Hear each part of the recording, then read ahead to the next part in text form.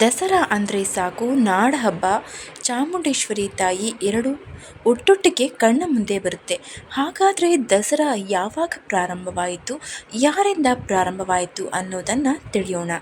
ದಸರಾ ಹಬ್ಬದ ಇತಿಹಾಸದಲ್ಲೇ ಮುಖ್ಯವಾಗಿ ಎರಡು ಘಟನೆಗಳು ಸೇರಿಕೊಳ್ಳುತ್ತೆ.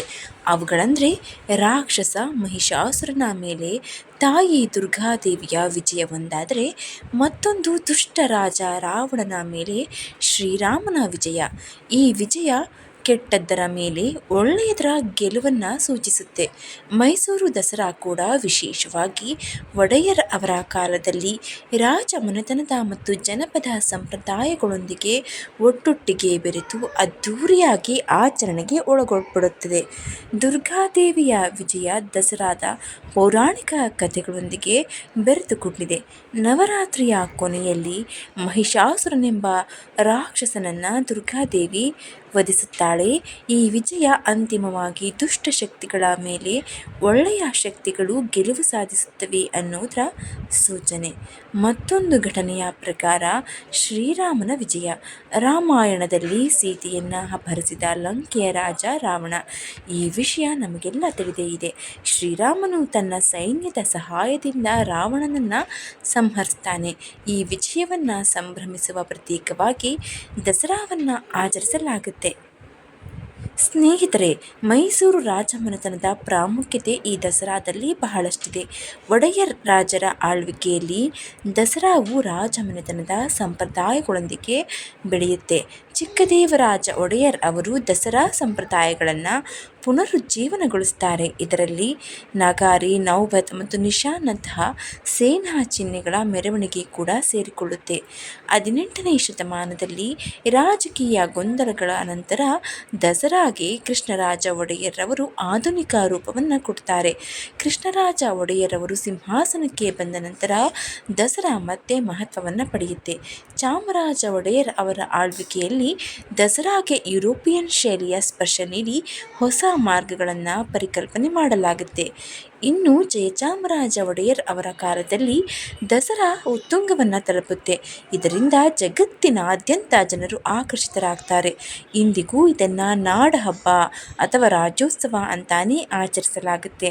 ದಸರಾದ ಜಂಬೂ ಸವಾರಿಯನ್ನು ನೋಡಲು ದೇಶ ವಿದೇಶಗಳಿಂದ ಜನರು ಬರ್ತಾರೆ. ವಿಶ್ವವಿಖ್ಯಾತ ಜಂಬೂ ಸವಾರಿ ಅಂತಾನೆ ನಮ್ಮ ಮೈಸೂರು ದಸರಾ ಹೆಸರುವಾಸಿಯಾಗಿದೆ. ಇನ್ನು ಸ್ನೇಹಿತರೆ, ಈ ದಸರಾವನ್ನು ಇತರ ಪ್ರದೇಶಗಳಲ್ಲೂ ಕೂಡ ಆಚರಿಸ್ತಾರೆ. ಅದರಲ್ಲಿ ಒಂದು ಕುಲು ದಸರಾ. ಹಿಮಾಚಲ ಪ್ರದೇಶದ ಕುಲು ಕಣಿವೆಯಲ್ಲಿ ರಘುನಾಥ ದೇವರ ಉತ್ಸವಗಳನ್ನು ಆಚರಿಸಲಾಗುತ್ತೆ. ಇದು ಇನ್ಫ್ಲಮೇಬಲ್ ಅಂದರೆ ದೇವತೆಗಳನ್ನು ಒಳಗೊಂಡ ದೊಡ್ಡ ಜಾತ್ರೆ ಮತ್ತು ಮೆರವಣಿಗೆಯೊಂದಿಗೆ ನಡೆಯುತ್ತೆ. ಇನ್ನು ಸ್ನೇಹಿತರೆ, 9 ದಿನಗಳು 9 ರೂಪದಲ್ಲಿ ದೇವಿಯನ್ನು ಆರಾಧಿಸ್ತಾರೆ. ಅವು ಯಾವಂದರೆ, ದುರ್ಗಾದೇವಿಯ 9 ಅವತಾರಗಳನ್ನು ಈ 9 ನವರಾತ್ರಿಯಲ್ಲಿ ಆಚರಣೆ ಮಾಡಲಾಗುತ್ತೆ. ಶೈಲಪುತ್ರಿ, ಬ್ರಹ್ಮಚಾರಿಣಿ, ಚಂದ್ರಘಂಟ, ಕೂಷ್ಮಾಂಡ, ಸ್ಕಂದಮಾತಾ, ಕಾತ್ಯಾಯಿನಿ, ಕಾಳರಾತ್ರಿ, ಮಹಾಗೌರಿ ಮತ್ತು ಸಿದ್ಧಿದಾತ್ರಿ. ದೇವಿ ಪುರಾಣದ ಪ್ರಕಾರ ಅಣಿಮ, ಮಹಿಮ, ಗರಿಮ, ಲಘಿಮ, ಪ್ರಾಪ್ತಿ, ಪ್ರಾಕಮ್ಯ, ಇಷಿತ್ವ ಮತ್ತು ವಶಿತ್ವ ಎಂಬ 8 ಸಿದ್ಧಿಗಳನ್ನು ದೇವಿಯ ಆರಾಧನೆಯಿಂದ ಪ್ರಾಪ್ತಗೊಳಿಸಿಕೊಳ್ಳಲು ಸಕಾಲ ಅಂತ ತಿಳಿದು ಬರುತ್ತೆ. ನಾಡಹಬ್ಬ ಮೈಸೂರು ದಸರಾ ವಿಶ್ವವಿಖ್ಯಾತಿಯನ್ನು ಪಡೆದಿದೆ. ಪ್ರತಿ ನವರಾತ್ರಿ ಹಾಗೂ ವಿಜಯದಶಮಿಯ ಅಷ್ಟೂ ದಿನ ಮೈಸೂರು ಜಗಮಗಿಸುತ್ತೆ. ವಿಜಯನಗರ ಸಾಮ್ರಾಜ್ಯದ ಅರಸ ಶ್ರೀಕೃಷ್ಣ ದೇವರಾಯನ ಕಾಲದಲ್ಲಿ ವಿಜಯದಶಮಿಯನ್ನು ಪ್ರಾರಂಭಿಸಲಾಗುತ್ತೆ.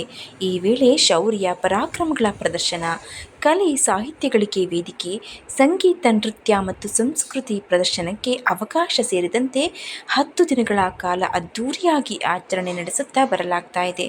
ಅವರ ತರುವಾಯ ಮೈಸೂರಿನಲ್ಲಿ ರಾಜ ಒಡೆಯರ್ ಅವರು ದಸರಾವನ್ನು ಶ್ರೀರಂಗಪಟ್ಟಣದಲ್ಲಿ ಆರಂಭ ಮಾಡ್ತಾರೆ.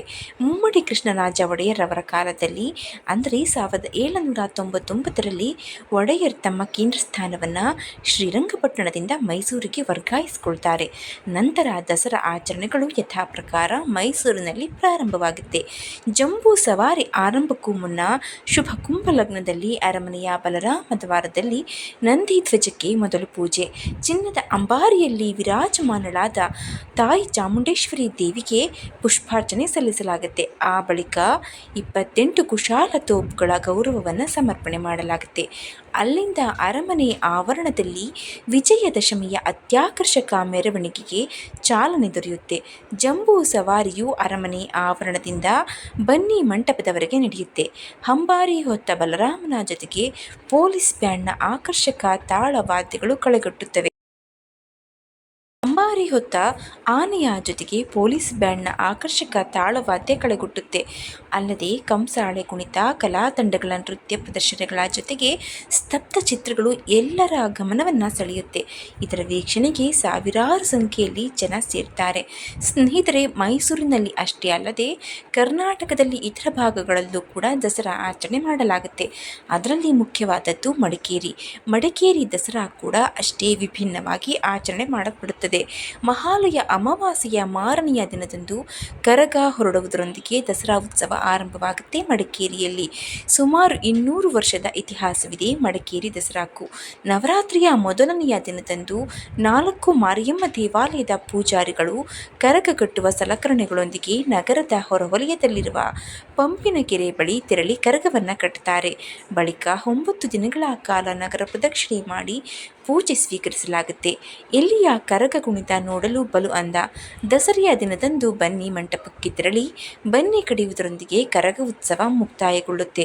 ದಸರೆಯ ದಿನ ರಾತ್ರಿ ನಡೆಯುವ ದಶಮಂಟಪಗಳ ಮೆರವಣಿಗೆಯಂತೂ ದೇವಲೋಕವನ್ನೇ ತೆರೆಗಿಳಿಸಿದಂತೆ ಭಾಸವಾಗುತ್ತೆ. ಪ್ರತಿ ಮಂಟಪವು ದೇವತೆಗಳಿಂದ ರಾಕ್ಷಸರನ್ನು ಸಂಹರಿಸುವ ವಿಭಿನ್ನ ಕಲಾಕೃತಿಯನ್ನು ಹೊಂದಿರುತ್ತವೆ. ಲಕ್ಷ ಸಂಖ್ಯೆಯಲ್ಲಿ ಜನರು ಬಂದು ಈ ಮೆರವಣಿಗೆಯನ್ನು ನೋಡಿ ಆನಂದವನ್ನು ಪಡ್ತಾರೆ. ನೋಡಿದ್ರಲ್ಲ ಸ್ನೇಹಿತರೆ, ದಸರಾ ಬಗ್ಗೆ ಇರುವಂತಹ ಇತಿಹಾಸವನ್ನು.